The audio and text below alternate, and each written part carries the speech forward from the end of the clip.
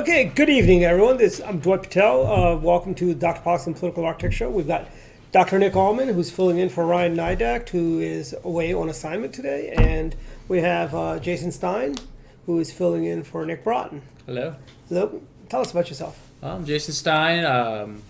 Go to UMBC. I'm a Navy veteran. Worked on the Hogan re-election campaign as a field organizer. I'm the communications director for the state Maryland Young Republicans. I'm the central regional director for the college Republicans, and I'm the political director for the UMBC College Republicans. Dr. Allman. My name is Nick Allman. I live in Bethesda, right near the border of Washington, D.C. New to the county. Lived in Texas for many years. Was involved with the party over there. Was part of their national delegation to the nominating convention that nominated the president and the vice president. Did college Republican stuff over in Texas. Lived in California before I moved to Texas.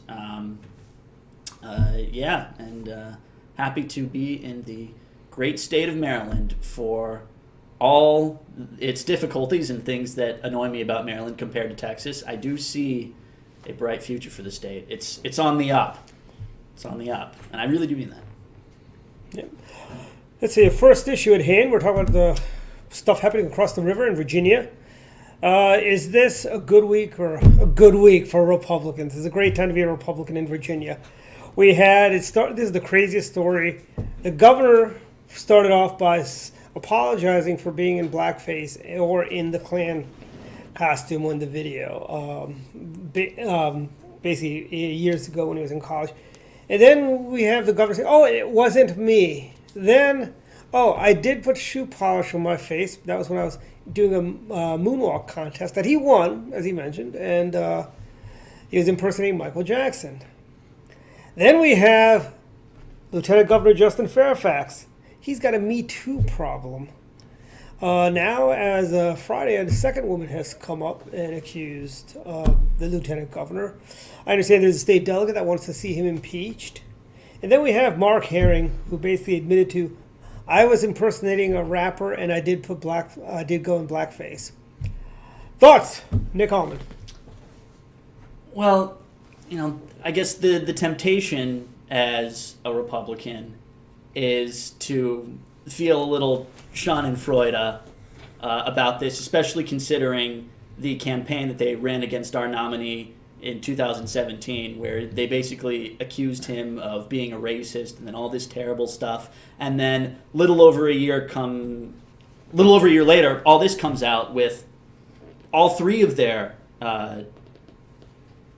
statewide constitutional officers, governor, lieutenant governor, and attorney general, are now in hot water, and you kind of want to gloat a little bit.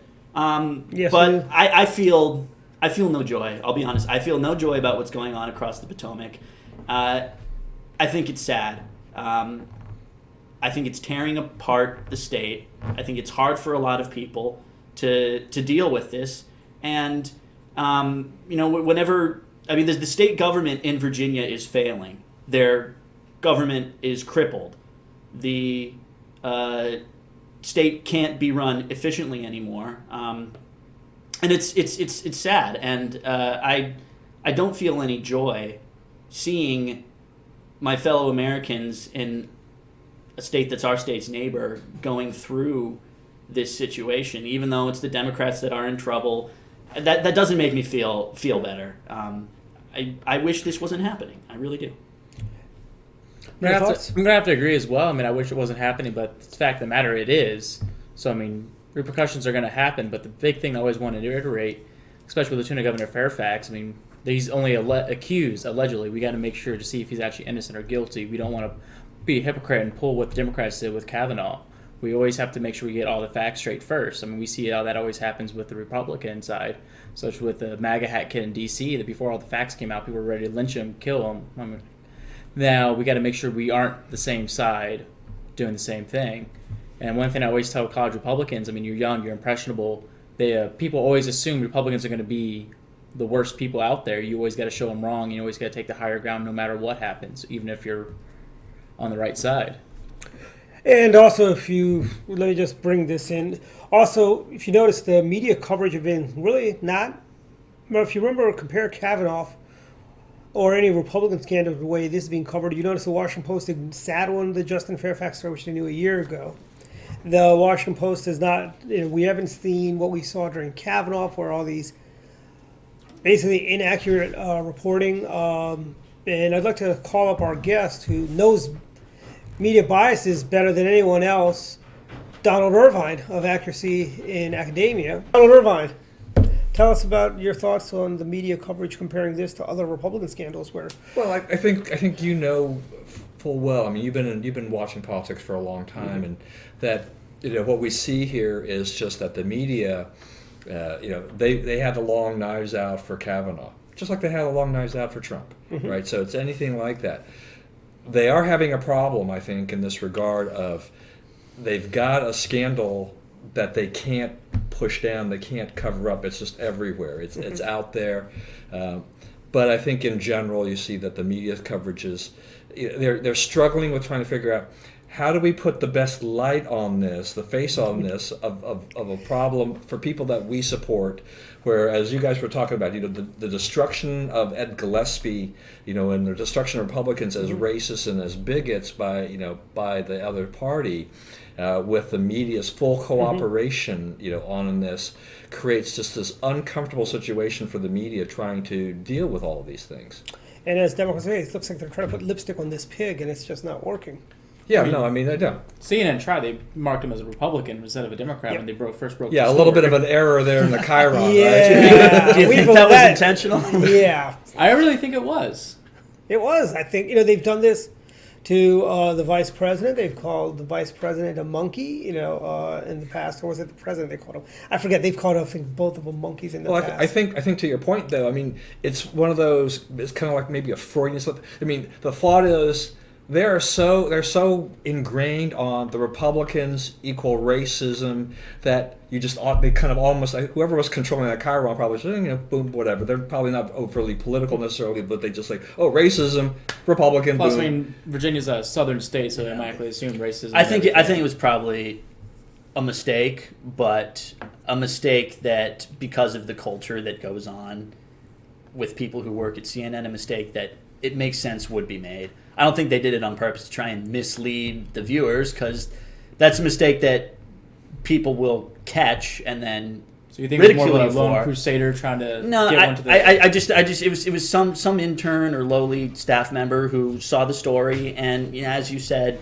pressed R when he was keying in the data for the graphic because he assumed that would be the party of the person who's in the race scandal. Wow, you're very generous, Dr. Allman.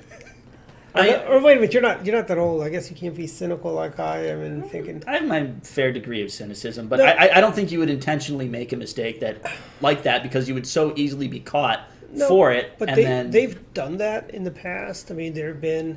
They all go around. If you listen to them, you'd think Abe Lincoln was a Democrat. They've done that in the past. They've labeled bad Democrats as Republicans. This is not the first time. I can't recall exactly that, but in my recent memories, they branded bad Democrats as Republicans, and this is, I think, one time too many. I think they need to be called to the carpet. CNN. They're really not news anymore. They're just opinions, to put it nicely. They've been out to get the president from day one. They've been out to get Republicans. Look at the coverage they did for the Gillum DeSantis race in Florida, or the Georgia governor's race they had. The coverage was so one-sided, praising Stacey Abrams, and there was one commentator on CNN that even said Stacey Abrams is the legitimate governor-elect of Georgia, when we all know she never won. She dropped out, 3 times? Yep. And I think, Dwight, as you know, too, though, in terms of news and opinion, we crossed that bridge a long time ago. This is nothing new. It's just far worse than it was before. As I penned in a column recently that, it all goes back to 60 Minutes and the Westmoreland interview. It goes back to the Tet Offensive or Gulf of Tonkin. Now you're going back way before their time. I know. I could read a book. But the left has pioneered fake news. Has everyone forgotten that Dan Rather dummied up documents to say that Not according to Dan. Yeah. Well, it's the seriousness of the charge, not the authenticity of the documents. So I mean, I don't have a problem with the idea behind opinion journalism. I mean, if you go back throughout our country's history, that's always been around. There used to be, the Democrat papers and the Whig papers. Yep. Before that, there were the Jeffersonian Republican newspapers and the Federalist papers. What I don't like is opinion journalism that brands itself as hard news when it's really opinion journalism, and that's what CNN does. That rubs me the wrong way. I don't mind MSNBC, most of those programs, because they label themselves as opinion journalism and or for entertainment. Yeah, but programs and pundits that claim to be hard news but are actually opinion journalism, that's what I dislike. We got Don Lemon, who basically quote news guy, but everything he comes out as that's pretty much his opinion on their thoughts and so on. I think one, and then we had, and I think this whole Justin Fairfax stuff. If Justin Fairfax were let's just look at Bob McDonald, former governor, attorney general. We saw the coverage that he got after after they basically did that to, I think, take him out from either running for Senate in Virginia or president, or running for Congress or something like that, and they went after Governor McDonald, and unfairly, in my opinion. I think that they've done that to many people in the past. I mean, they've done that. They've been very unfair to Republicans in Maryland. They did that to Governor Ehrlich. When Governor Ehrlich was governor, the Democrats were dead set against slots. They joked about how the governor wants to fund schools. They call it slots for tots. And then after what's a slot? Slot machines, one-armed bandits. Oh, okay, right. Casino. And then we have legalized gambling now, don't we? Yes, that was Governor O'Malley came in, and Governor O'Malley couldn't get slots fast enough for Governor O'Malley. And now they want to, as I tell people, they want to use pot revenue to fund education. What do they want? Pot for tots? That's the Democrat mindset. I mean, it's true though. We get edibles; they'll be eating those anyway. It doesn't rhyme like slots does, though. But pot for tots? Slots is better. We'll get a marketing person out here and make it better. Exactly. Moving on. Thank you, Don. Moving on, this week we had the State of the Union. The president did a great job with the State of the Union. I thought he hit it out of the park. I mean, what the most disappointing part about the State of the Union, I thought, was that when the Democrats just sat on their hands when he said America will never be a socialist country. Pelosi did clap, though. Yes, she did. She still got to officially say, yeah, socialism bad, officially, if you push her. And then, but it was a tepid clap. Exactly. And then, what were your thoughts on the State of the Union? Because you watched it live, I didn't. Yeah, I watched it live. The State of the Union's interesting. Part of me feels like I shouldn't like it, because when you think about it, it is kind of creepy in a sense. Mm-hmm. It's like the King's Speech. It's kind of like an authoritarian, monarchical media extravaganza. Mm-hmm. And in a, stoic republic, which I think we should strive for, mm-hmm. maybe we don't really like those things where we treat our leaders, where we deify our leaders. It was actually Woodrow Wilson who came up with the idea. The State of the Union, you have to do it because the Constitution says so, but it used to be a written address. Yep. And then Woodrow Wilson, he sort of came up with the theory that FDR later applied of what the president should be. Woodrow Wilson came up with the idea of delivering a in-person State of the Union speech, and it should be broadcast on the radio. I'm glad you brought up Woodrow Wilson, though. Yeah. So what it's turned into is kind of weird. Mm-hmm. It's similar to what strongman dictators do when they give a rousing speech in front of their country's national Congress and broadcast it for 2 hours.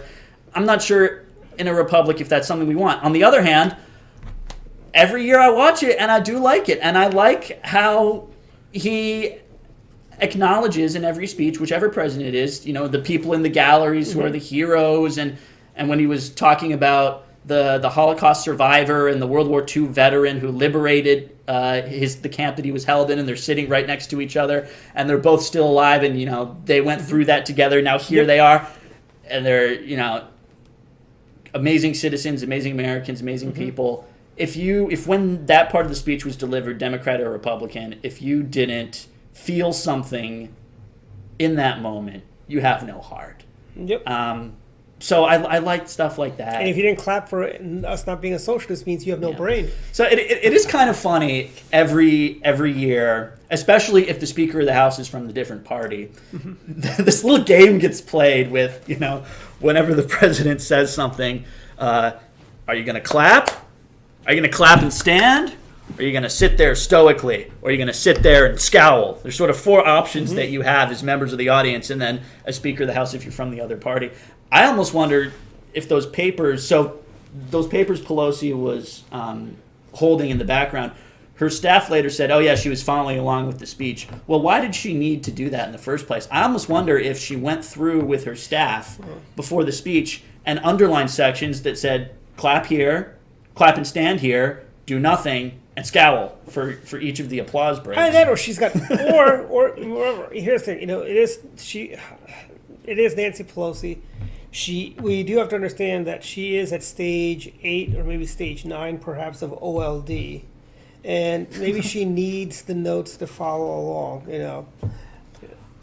I mean, I thought it was a very good State of the Union, much better than the first one. The first one seemed a little more doomy and gloomy, while this one, the first one he focused heavily on MS-13, which is still a huge issue in this nation, especially this state, this county, really, Montgomery County. But he hit on that, the president did. But then he talked about other things. That this is what we're going to do. This is the inspiration. Yeah. And just how you said it, the Holocaust survivors. Talked about everybody in the audience who he's not acknowledging. The angel parents that were there. Angel parents. And it felt inspiring. And it was good to see that people chanted USA. I don't think I've ever seen that in a State of Union. Where everybody, both and the singing of the happy birthday. Singing the happy birthday. And it shows President Trump's side of humor. He's like, oh, of course you guys want to sing that for me. Joking, of course. And it shows that he's actually a real person. He's not this myotic robot. Yeah. I hate everybody. Give me everything. Then the fact that he hit on pro-life issues really sparked a lot of people. And I like that. I mean, he was not afraid to talk about that. Yep. And I think when, going back to our previous topic, the Virginia abortion law, which got killed. Thank God the Republicans hold both houses. If the Democrats had both houses, this would have gone to the governor's desk, and Virginia would have been New York number 2, where they would have infanticide. Less than a month. So on that topic, for people who are watching that might not know, this is just how crazy our world is. The only reason that the Republicans hold the House of Delegates in Virginia is because a name was drawn out of a hat. So the Republicans hold a 1-seat majority in the House of Delegates, and one of their races tied. One of their House of Delegates races tied. Both candidates got 10,500 votes, equal number of votes. So on the first day of session, they drew the winner's name out of a hat, and it was the Republicans, and that's why there's a Republican speaker in Virginia. That's why they have a majority in the House of Delegates. I mean, that could easily drawn out the other name, and then who knows what would have happened. That goes back to why voting is important. Elections have consequences. If you recall, a few months ago, I should say, Taco Bell was voted the best Tex-Mex restaurant in America.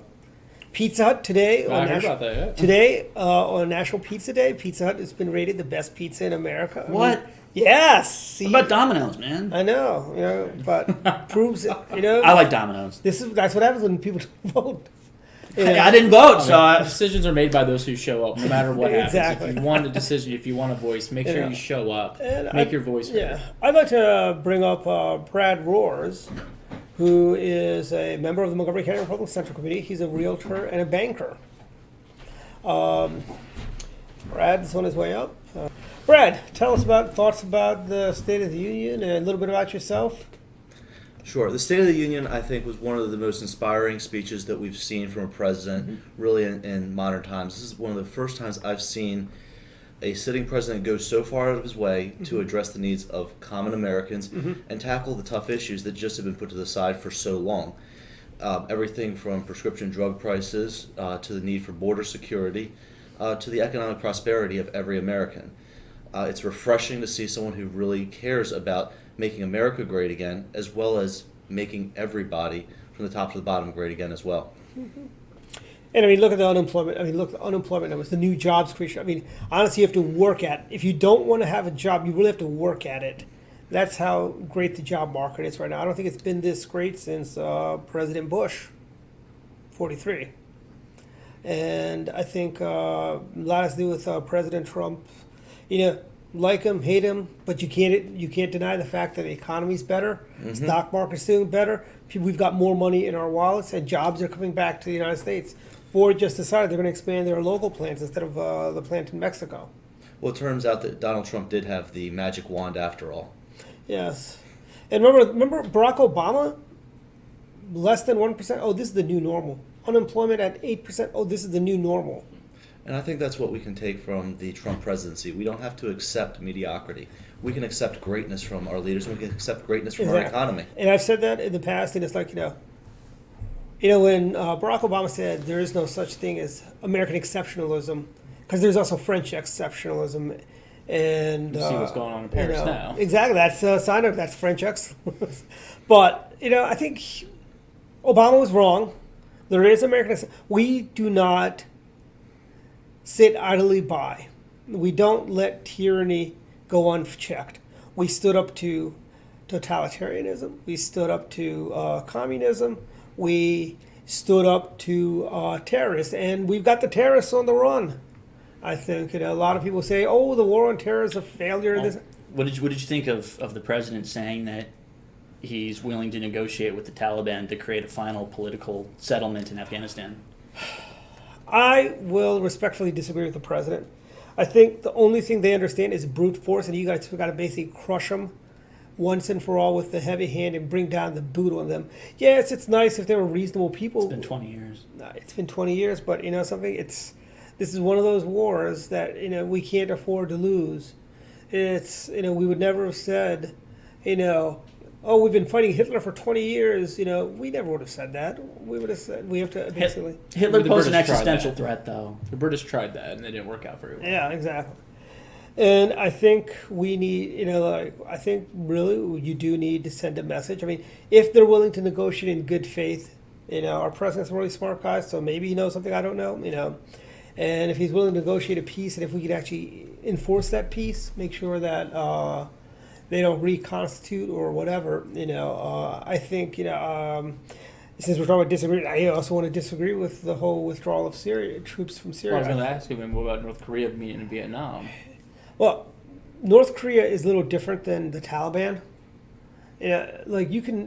President Reagan negotiated with the Soviets, The Taliban, it's more, North Korea is political, more or less, while the Taliban is more about ideologies and how we'll only be happy until you're all dead or you all convert to Islam. While Kim Jong-il does not have we'll fix it. Toi. Anyways, while he doesn't want us all to, be under the Galvin sickle, he just wants to have his spoils and have his luxury cars and Dennis Rodman hanging out with him all the time. That's really all he cares about, his own personal wealth. The way North Koreans, most of them are living under poverty, and he doesn't care about that. He's kind of like the Marie Antoinette of going back to the French. Is the Marie Antoinette? He can say, "Let them eat cake as long as I've got my goodies," But that's my thoughts. Your thoughts on negotiating with terrorists? I don't think we should do it either. Yeah. I think we should. With the Taliban in Afghanistan, yes.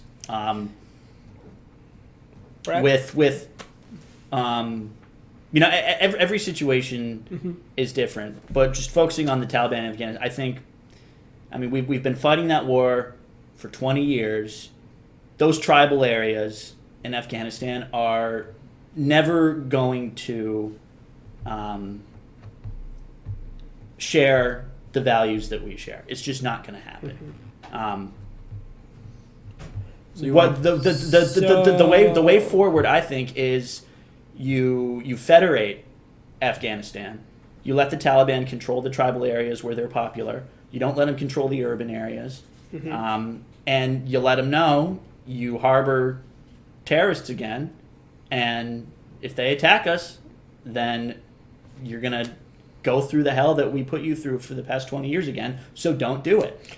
So when the next They might listen. I don't know. I think it's worth trying. I mean, unless you wanted to commit a war crime in those tribal areas, what do you do? What do you do about the fact that the Taliban is popular there? I think the way you got to win the hearts and minds of the people is similar to, I know we got to basically go, we teach them about democracy. Democracy. They don't even have electricity. I know. I've talked to people who fought there. Yep. And they've said that when they went there, the villagers in certain areas were confused and thought they were Russians because they hadn't seen anyone from the outside world since the Russians invaded Afghanistan. They're more focused on surviving day to day than political ideology. And then when the Russians invaded, they thought they were Greeks from Alexander the Great. That's what they were saying when the Russians came in, right? I mean, if this situation could be solved with military force somehow, I mean, I'll give you this. Okay, it would have happened 17 years ago. I'll 18 I mean, years. what the Romans did, they kept going, advancing. Once they hit Britain, they realized we can't control these people, so they just legit built a wall to prevent from coming here. They built a wall. Yeah, I'm not saying let's build a wall in the Middle East. I'm not saying let's go that far yet, but Are you talking Hadrian's Wall? yes. And to the point Which where inspired the wall in Game of Thrones, fun fact. Yeah. we're to the point of where we're And they built a wall. Was it a great wall? magnificent wall? Was it a great wall? It was. Not as great as our wall is going to be, though. Oh, Ours no, will be they're the- just made of ice and it's frozen. It's Ours is going to be the greater wall. What did the Scotsmen or whatever it was before them think of Hadrian's Wall? Are they mad? I'm not too sure. But my point is that the Romans realized they can't colonize this area. They cannot influence these people. They've been living in their ways forever, to the point where that's how the Middle East is now. Where Nick's saying we can't go in there and talk spread democracy if people aren't even aware of these political ideologies. They just want to live their day-to-day life. They just want to be a shepherd. They just want to do this. They need to survive. What's going on in the outside world, outside their area, they have no care about, and you can't blame them. I mean, if you look at the whole Middle East, we do have some glimmers of hope that are emerging now in the Middle East. And I think Afghanistan, as empires go to die there, the British failed, the Greeks failed. I wouldn't even call Afghanistan the Middle East. Oh, it's not. I think that's its own. It's way out in Asia. Yeah. Different terrain, different culture, different language. Yeah. But my point is, if they're going to negotiate in good faith, and they can, if the leadership can guarantee they're not going to have troglodytes coming out and trying to kill 3,000 Americans, I mean, their own centralized government's having trouble maintaining their own country. I mean, yes, in the urban areas they can maintain control, but in the rural areas, it's outlaw. It's the Wild West. I mean, The Wild East. live in the Wild East. You didn't get that reference? No, I didn't. Okay. All right. Anyways, we took a little side trip through the Middle East. Right. Brad, any thoughts before we let you go? All of our foreign policy, I believe, needs to be based around what's in America's best interest. No doubt. While it is ideal that all people be free and under democracy, if the investment necessary for them to get to that point is not in our interests, we probably shouldn't make it. And as such, it may be time to intelligently start to withdraw from areas where that investment no longer offers a positive return. Thank you. And when we come back, we'll talk about the Democrat presidential candidates. Let's bring up. All right. I want to welcome Wendell Clark to our set. Wendell hails from Georgia. Well, actually, you hail from a different place, the land of Representative Jim Bunning. Yes, Hall of Thomas Famer. Thomas Massey. Yes, but you spent many of years in the great state of Georgia. Yeah, Now that Abrams is no longer It's great because you guys didn't elect Abrams, you elected Kemp. Yes. And she gave the response. I was a little taken aback by her one comment that she said, "Our people." What does she mean by our people? I mean, we're all Americans. I don't know where she gets our people and their people and so on. I don't know. That's the one phrase that kind of sticks in my head a little bit, you know. You know Tracy, Miss Abrams well. Well, no, how well I know her, but I know that I thought she was a poor selection on the part of the Democrats to run against Governor Kemp. I thought they could probably pick someone with a little bit more political experience and could really had a chance, I think, to really make a much stronger challenge in the state of Georgia. You know, as Atlanta grows and becomes a much larger metropolitan area, and you have an influx of people outside the state of Georgia moving to Atlanta, you're going to see this, you know, this kind of demographic shift that you're seeing in other southern states where the cities are having a lot larger influence in the outcomes of state elections. But she continually misspoke on many occasions. Her campaign was kind of a disarray. If there was going to be a time where the Democrats had a real chance to take the governorship, this past election probably would have been it, and they just failed completely. Are there any more Zell Miller Democrats in Georgia anymore? Not really. There's a few. You go out to maybe the southern part of the state, the western part of the state. Mm-hmm. You still have those Zell Miller Democrats, but can you explain to me what that is? Blue blood. Because Blue Dog? Pete Guerin, who's from Texas. Yeah. You had the Blue Dog Democrats. Pete Guerin, who's from the Dallas-Fort Worth area, was kind of the forerunner of that. And socially moderate to conservative, probably not not economically conservative, but definitely not what we're seeing in the economic policies of Democrats today. They turned out and voted for like Charlie Reagan Crist. Turned out and voted for Reagan in 1980 and 84. Mm-hmm.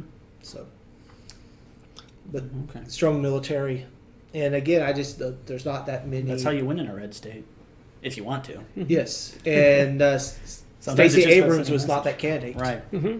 I'll say, why do you think they selected her to give the Democratic response?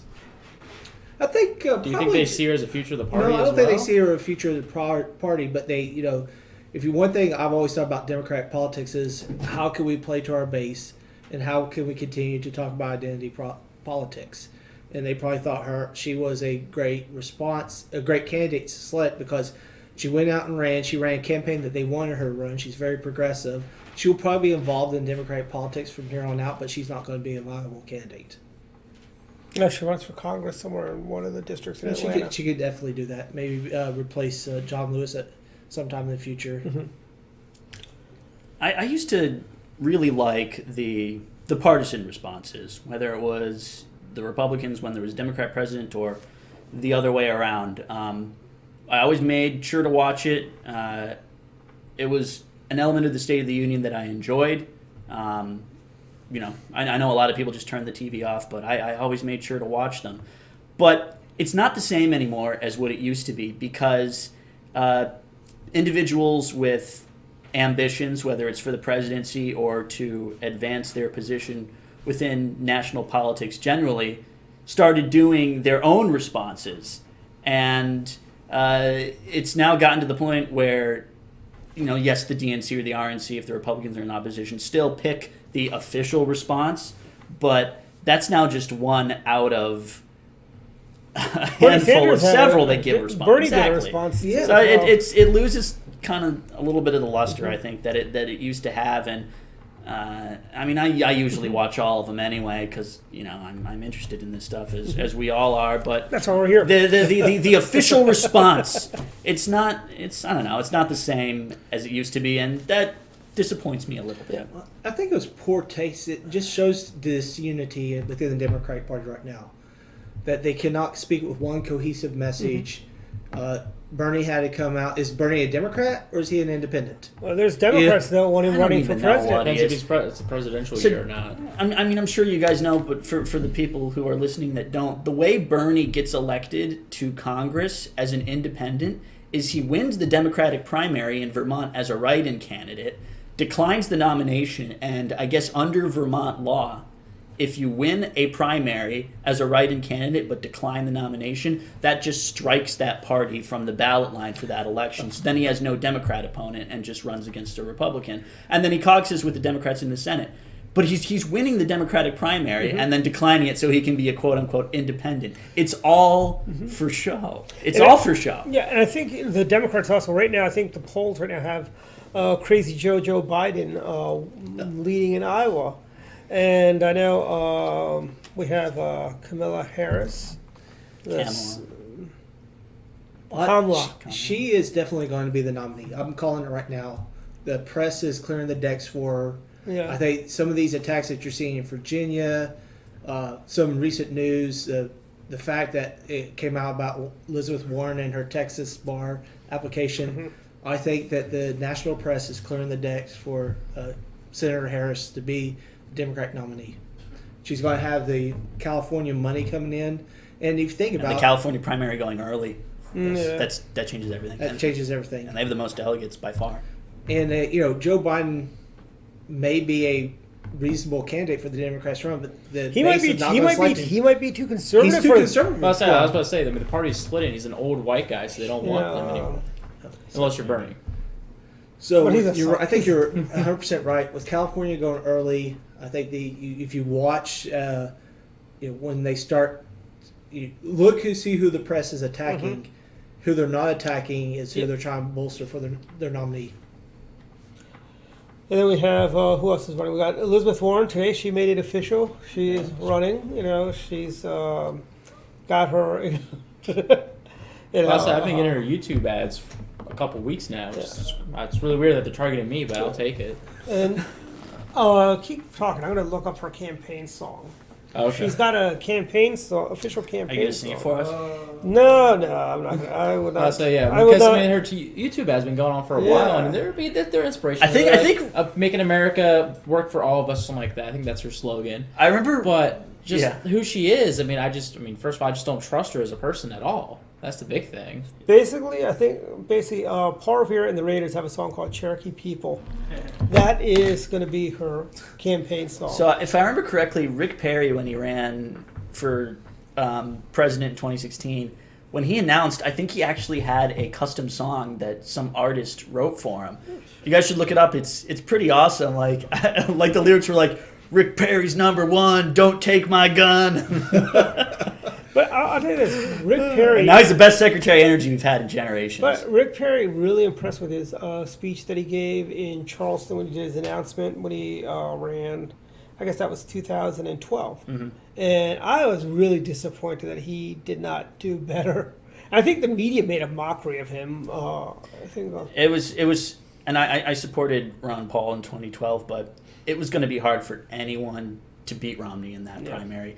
The team that he put together, the organization that he had was state of the art. I mean, he had a general election campaign that he was running in a primary. That's how well. And remember, we all loved Mitt Romney in 2008 because he was better than John McCain.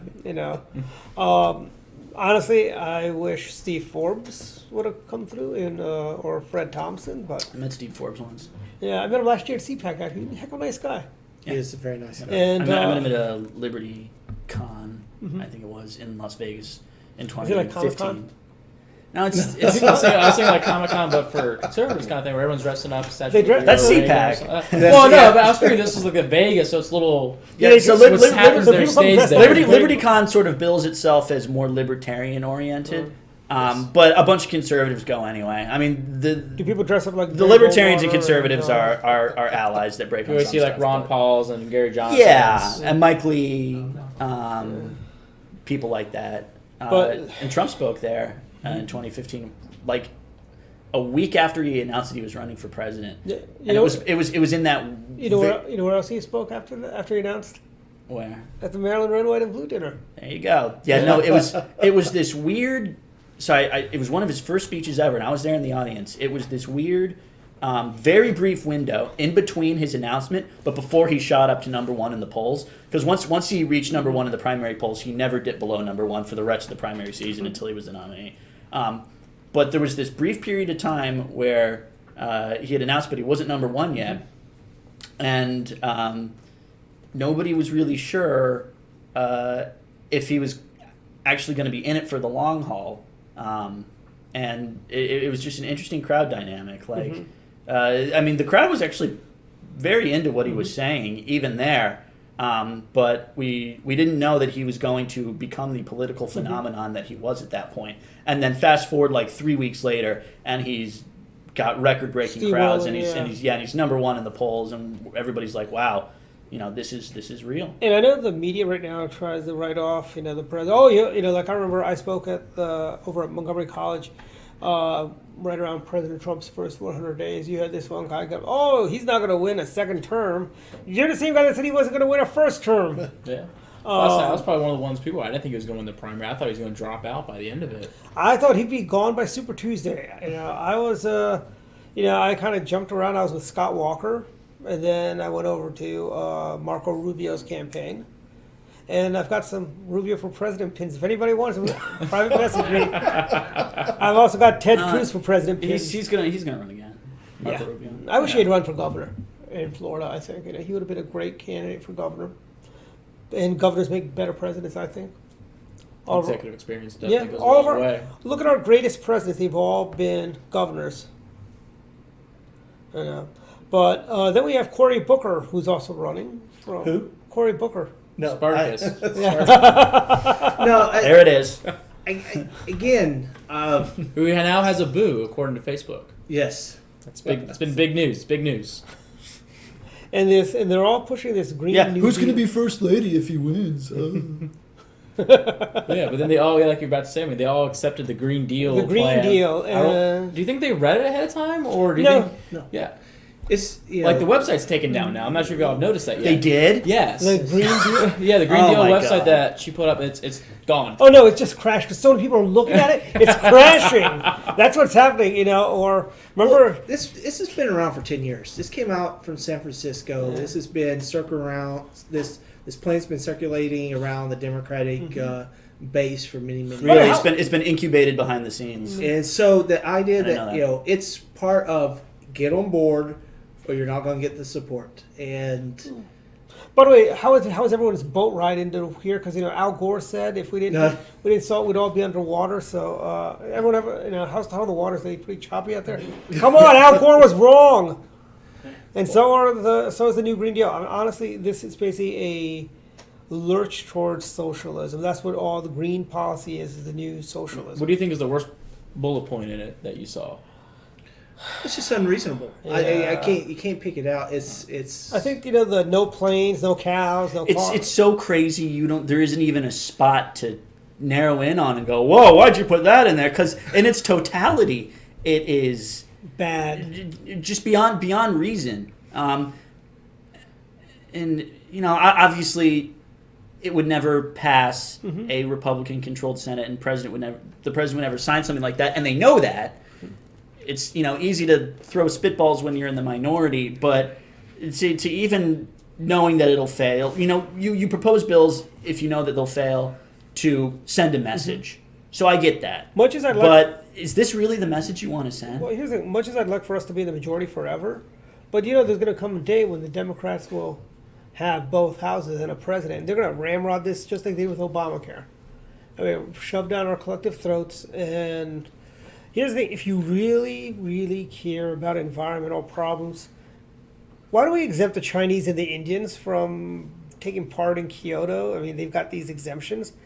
They're the worst offenders. And if you want the best and easiest way to protect the environment and to keep it clean and healthy is to support private property rights, which is the opposite of socialism. Yep. If you allow people to own their land, they have a vested interest, and allow them to do with what they want with their land. They have a vested interest in keeping it clean and keeping it pristine. And I think any green policy that does not include nuclear power, to me, it's just a non-starter. Are they still afraid of it? I mean, they want to, and the deal it says take down all nuclear power within 10 years. nuclear power Decommission them all, which nuclear is- power Is it still just we're afraid of the waste? We're just afraid of Radioactive activity? Yeah, we're afraid of what people are uneducated about. Exactly. I mean, here's the thing. Look, the French have been, and the French have been using nuclear power since the 70s and late 60s, I believe. They found a way to take care of their waste. Now, nothing against the French, some of our best friends are French, Sparkplug. But if the French could figure out a way to deal with the radioactive, don't you think we could figure it out? I mean, we already have deals in plan. Exactly. We just got to pass them. I mean, we have the deals in plan that have been there since the 90s. Or just leave it. I mean, build your plants in the middle of nowhere and just leave the waste next door. Look, or we could put It's not rocket science. Or we could build a base on the moon and send it to the moon. Okay. Space 1999. All right. But no, in all seriousness though, Space Force. we basically, nuclear power actually checks off every single box of the greenies. The only greenhouse emissions it produces is when you build it. Yeah. After that, there's no greenhouse And, emissions. they seem to not. They call clean coal technology a fairy tale, and I know people from coal country where they have coal mines. Clean coal technology is a real thing. It's not something made up. It's more than just a coffee filter over the stack. Exactly. I mean, you grew up in sort of coal country, right? I did. When you were a kid. And the devastation that's been wrecked by. How is Raceland's economy doing these days with coal restrictions? It's probably booming now, but I mean. Well, no, I tell you, coal is still struggling in the sense that what the damage that was done, and the impact, and not even so much damage by regulations in President Obama, but what's probably had the biggest impact on coal is the boom of the natural gas industry. That has replaced so much of in the power grid that it's made coal, for political and for some economic reasons, not as valuable as it was in the past. And it's going to take a lot to really revitalize the Appalachian region coal country. But I think out of all this, and this is kind of a side to get back to kind of the joking nature of some of this, is when one of the big things during the collapse of the coal industry was journalists would come out and say, teach miners to code. Oh, learn to code now. Learn to code. That was the big thing. And even in Paintsville and Pikeville, Kentucky, they had these tech communities trying to teach coal miners to code. Well, I don't know if you noticed with the layoffs of BuzzFeed and some of the other. There's been 20 editorial. Yeah, it's now it's not slanderous, but you can get kicked off Twitter if you tell another journalist to learn to code. So I just it gets to this whole strange political. So that's what you need to do to get banned from Twitter. Yeah, get banned from Twitter. Tell a journalist to learn to code. That's all you got. Well, a few more things you can do, but that's probably the easiest thing you can do. Right Yeah. So now. my It's next a few hot tweets are topic. going to be. I'll give you a list of people to tag. Okay, and I think coal and here's the problem. I think one of the problems with Democrats, if they nominate Senator Harris, how do they see the path for her forward? She doesn't win in the Midwest. She wins the big. Okay, you only got a few states that are in play: Florida, Texas. As long as she wins North Carolina, the typical blue states, and she does well in Texas and Florida, and probably they think Virginia will go for her, and she gets one or two states in the Midwest, Wisconsin or Michigan, that Hillary lost. That's just how close this is. Yeah, I know, but I don't see her winning Michigan with her anti-coal green, because I mean those people are already hurting. I mean, cafe standards have wrecked the car industry, and it's coming. The auto industry is coming back thanks to you, President Trump. And they're going to remember that when it comes to election And time. I think she has a hard time winning in Florida. I don't see her winning in Florida because Floridians are not as goofy as Californians are. I think Floridians, you have that wide corridor, the western part of the state, which is overwhelmingly Republican. Even parts of the upper East Coast, like Jacksonville, like where my home away from home is, Melbourne, Florida. You have Melbourne is in Brevard County, which is the Republicans run every level of power there. They got the congressman, they got the entire county council, their county executive or their equivalent of a county executive, all Republicans. It'll be close though. It'll be. I mean, Florida's just such a trip, man. It is. Like, I thought they would have it voted.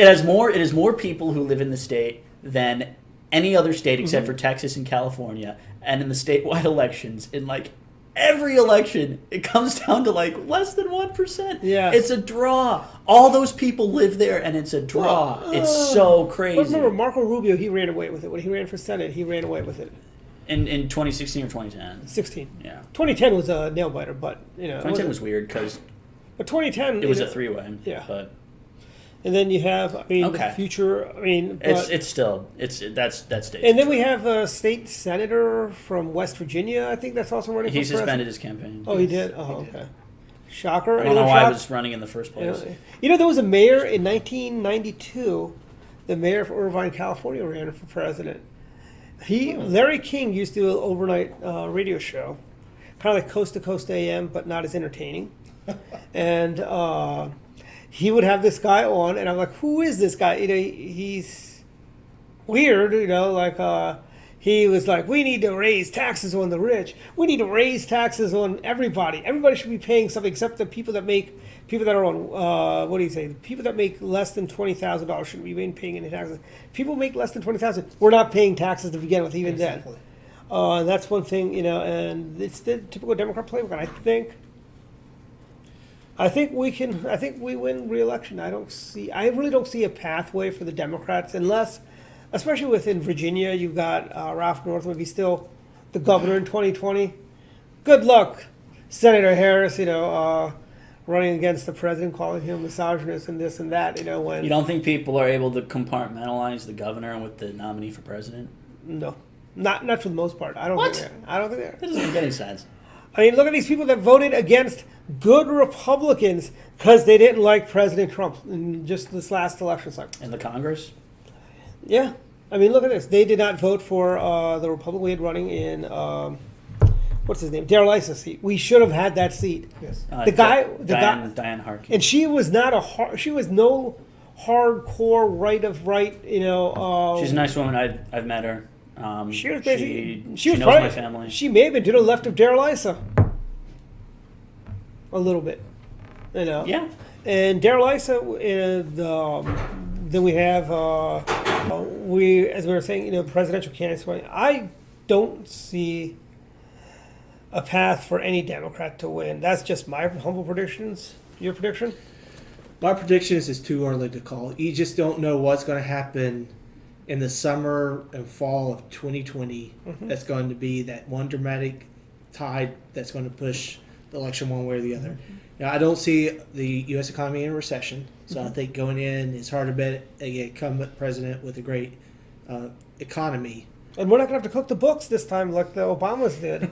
So, remember Obama? In 2012, they cooked the books Yes. to get unemployment up to the point where, they took people that were off of unemployment off the rolls. They took people that stopped looking off the rolls. Oh, look, we got 7% unemployment. Yes. We're down to 5%, 4%, whatever it was at. I still don't trust the Fed to kind of meddle within the economy, but I am still not certain that there's not some kind of surprise between now and then. That's if I had my gut tells me that the Democrats have ran off the reservation and Trump will be reelected.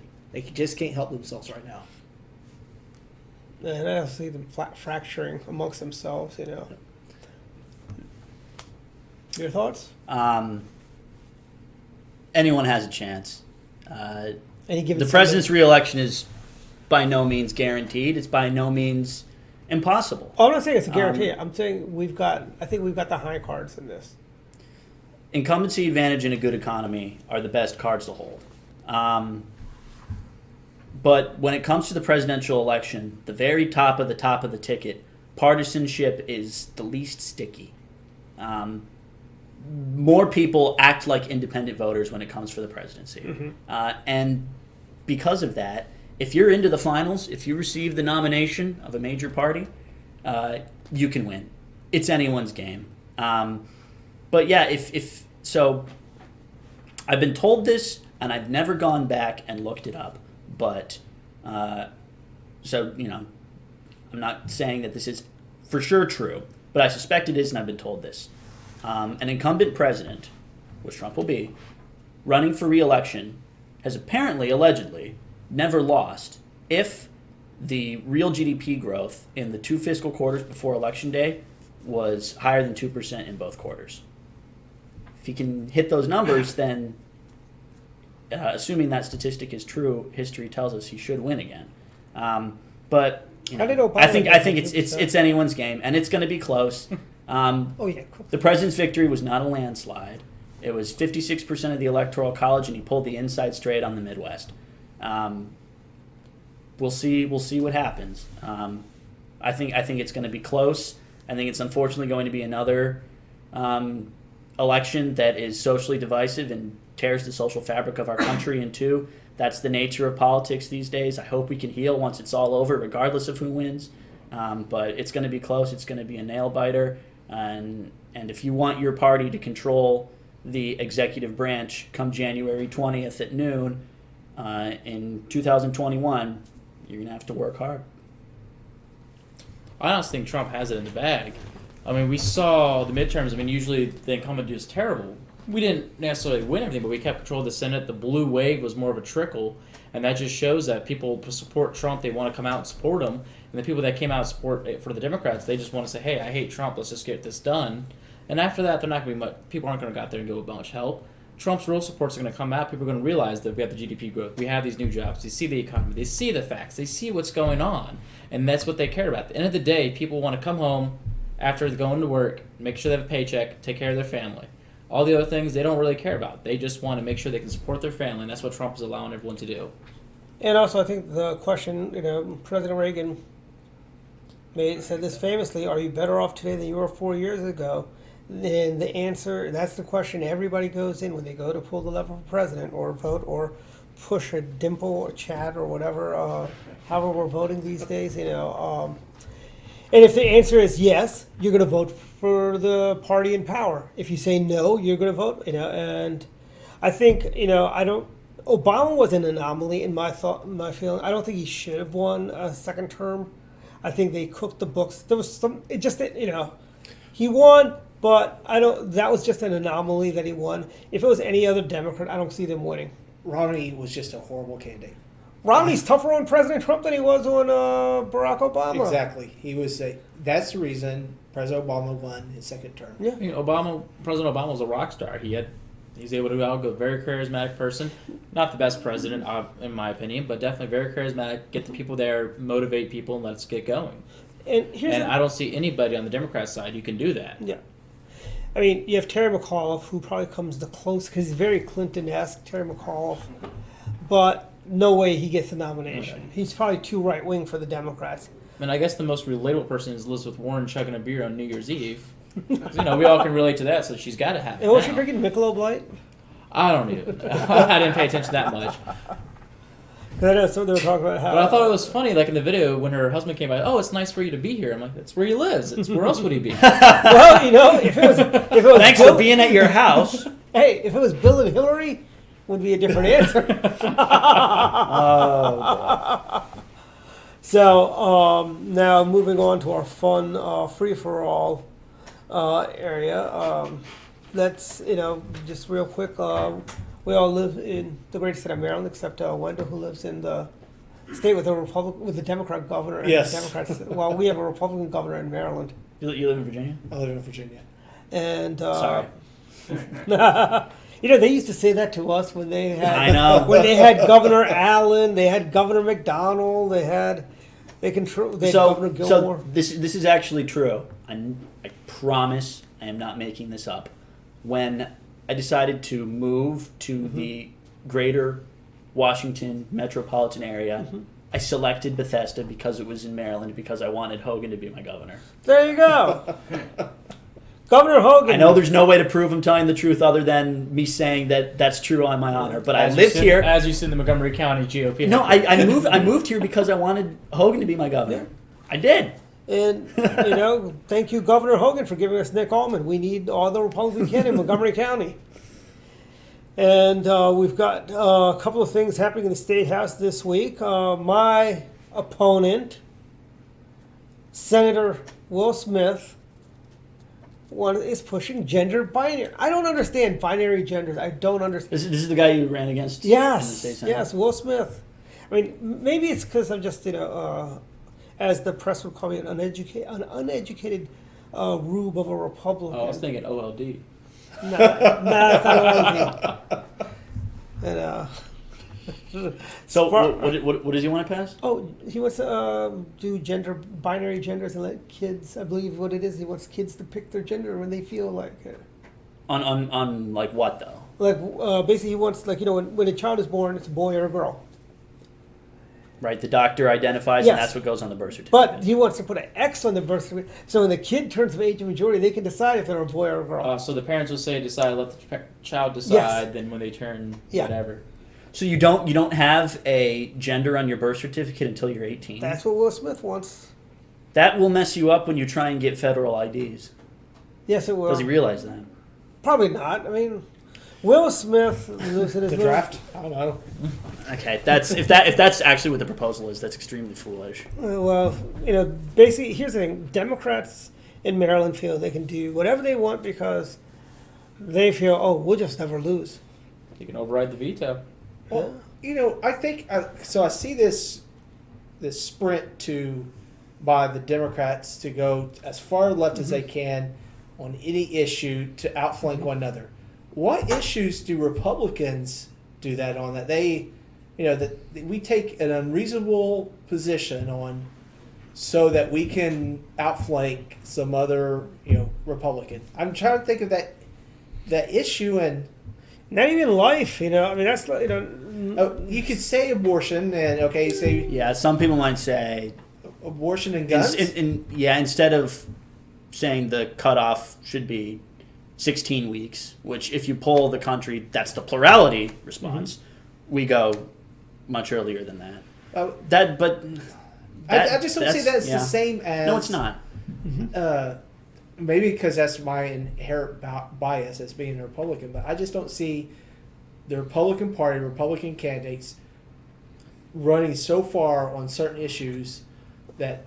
And here's the thing: the most extreme Republican position is not going to affect the way you live one way or another. Yes. While the worst of the worst Democrat position, the leftist position, is going to affect you in your daily life. I remember I had a professor at George Washington University go, and he would always tell us that, he goes, would you rather have an extreme right-wing Republican or a left-wing Democrat? And when I said, well, I'd rather have a right-wing Republican, he goes, oh, so you must be a fascist. Because, Hitler was, I go, no, Hitler was a socialist, you dope. And, Calling the Nazis right wing is a bit of a misnomer because the European left-right spectrum is different than ours. Exactly. And I mean, most European politics don't even have a history of a classically liberal party or political movement. I mean, in Europe, you have the political spectrum like this, right? Then you have the left side. You have people here, and you have people here. Very few people are over here. Most of the liberals, most of the conservatives are what we would call moderates in America. I mean, I think the American Republican Party, in many ways, is unique amongst political parties of the world in that it is a individual rights, classically liberal, it's a distinction from how that word is used these days. It's an individual rights-based, classically liberal political movement that's influenced by Enlightenment thinkers. There's not very many parties in the West that are in power that take that position. So, for what it's worth.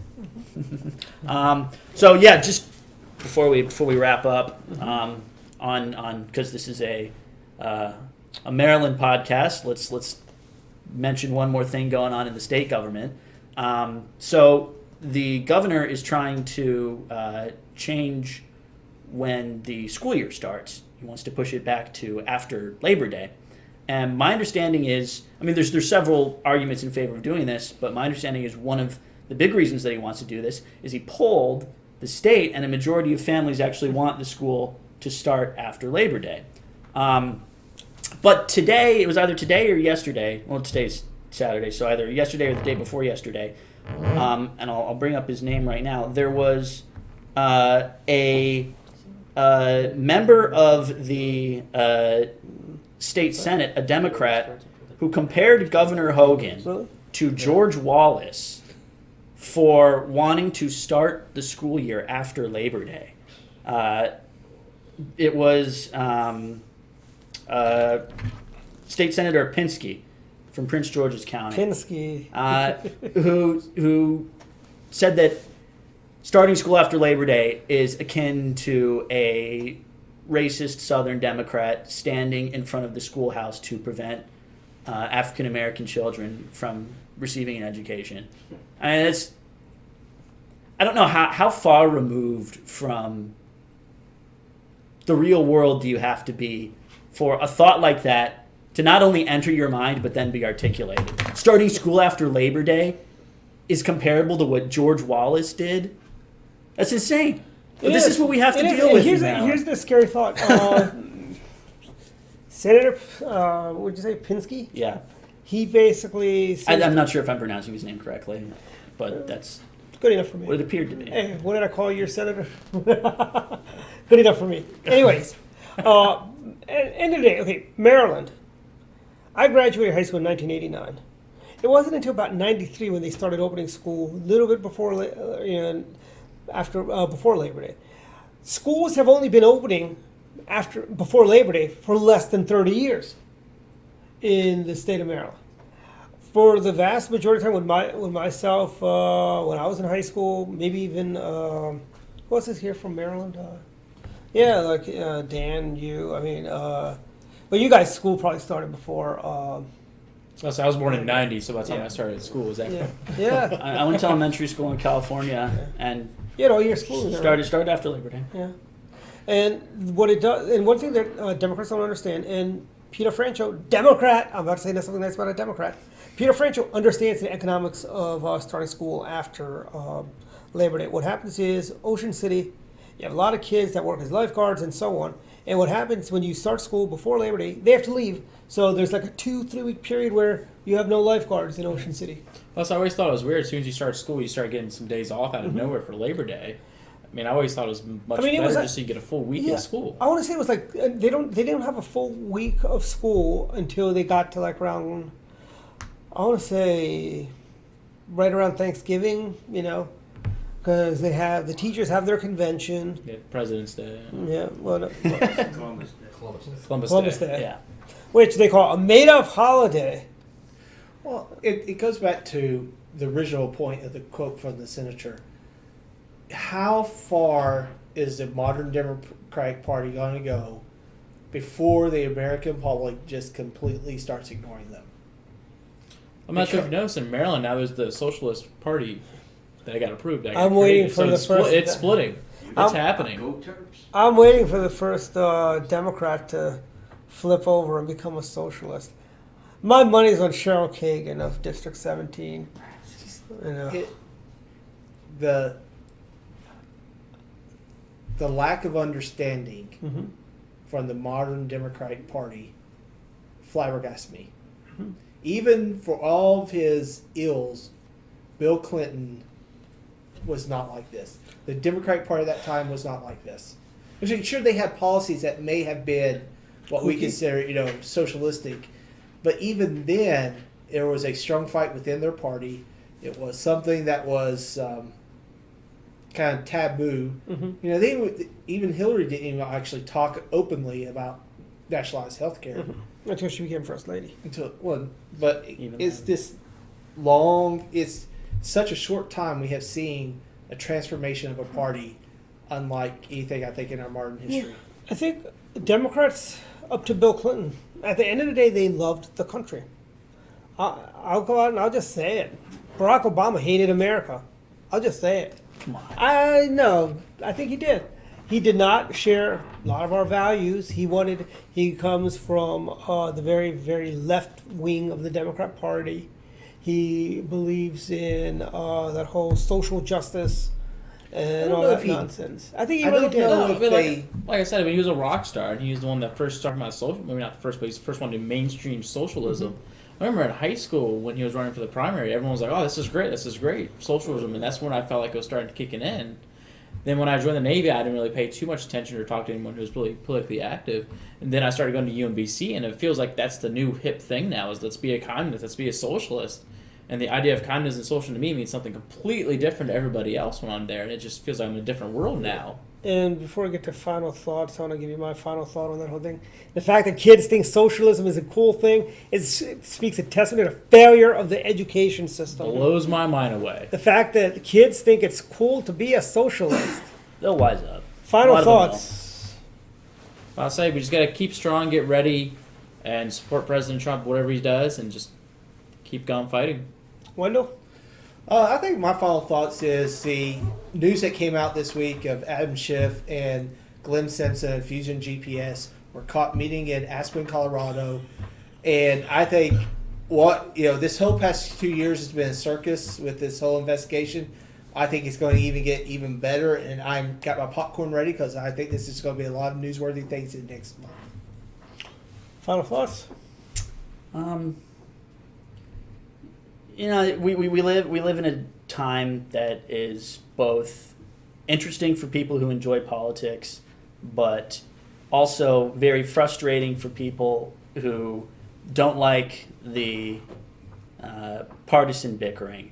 And I guess my final thoughts would be, whoever your neighbor is, whether they're a Democrat or a Republican, at the end of the day, we're all Americans. And even if they have different political views than you, ask them how they're doing. Without a unified social fabric keeping our country together, without mutual respect between citizens and neighbors, we live in a very dark place. So, yeah, my final request to anybody who watches this program is go ask your neighbor how they're doing, and have a beer with them. Yeah, I want to thank our guests, Don Irvine, Brad Roars. Thank you guys. We'll see you guys. We'll be back, and hopefully we'll be able to do this live on the 16th.